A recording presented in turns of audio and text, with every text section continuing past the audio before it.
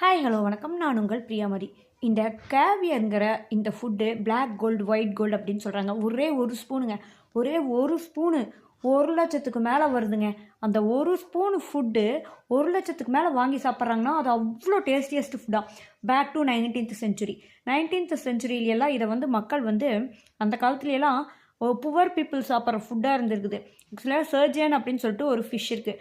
அந்த ஃபிஷ் முட்டையிடும், குட்டி குட்டியாக நிறையா முட்டையிடுமா. அந்த அவ்வளோ முட்டையிடுமா.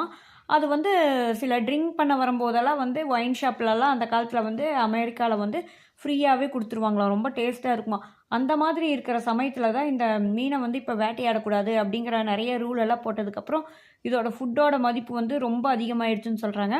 இப்போதைக்கு இந்த காலகட்டத்தில் 21st செஞ்சுரியில் the costliest food in the world அப்படின்னு பார்த்தீங்கன்னா இந்த கேவியர் எக்ஸு தாங்க. ஒரு தடவையாச்சும் சாப்பிட்டு பார்த்துடணுங்க. அந்தளவுக்கு சம்பாதிக்கணுங்க.